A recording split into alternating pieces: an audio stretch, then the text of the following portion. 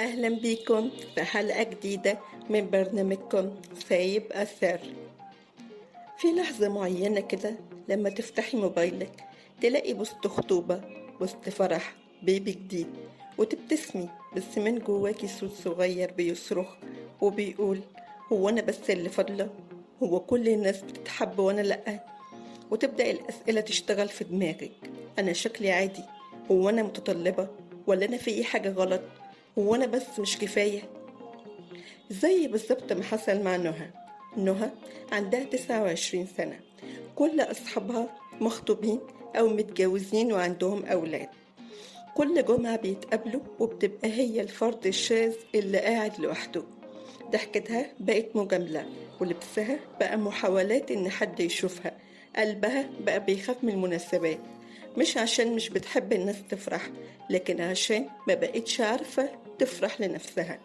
هي مش ضد الجواز، بس كل مرة بتحس إنها قربت بتتصدم، تتخزل، تتجرح، وبدل ما الناس تساندها كل اللي بيتقال لها: علشان انتي صعبة، قللي سقف توقعاتك شوية، بطلي تبقي متطلبة. الناس بتفتكر إن الجواز نجاح وإن اللي لسه فاشل، بس محدش بيسأل: هو الجواز ده كان عن حب ولا هروب؟ عن احتياج ولا ضغط؟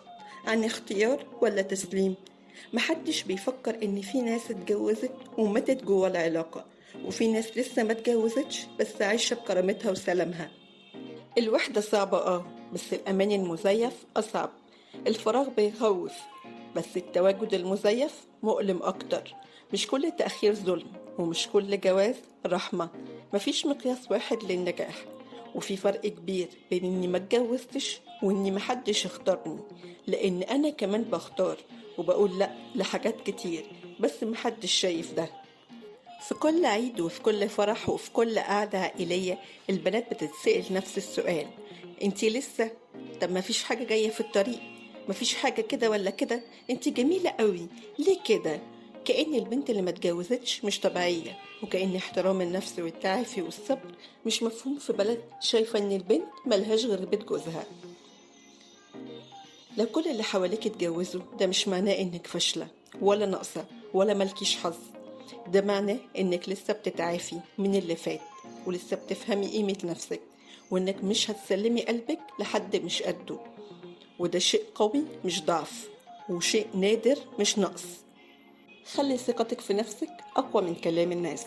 قولي لها: أنا مش متأخرة، أنا مش ناقصة، أنا مش لوحدي، أنا بس في طريقي، وبيتهيأ لي الطريق ده اللي هيوصلني للي يستاهلني. سؤال حلقتنا النهاردة: عمرك حسيتي إن الدنيا ماشية وبتسيبك ورا؟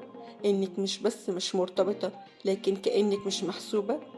احكي لي في التعليقات أو بعتيلي رسالة، لأن وجع المشاركة أهون بكتير من وجع الكتمان.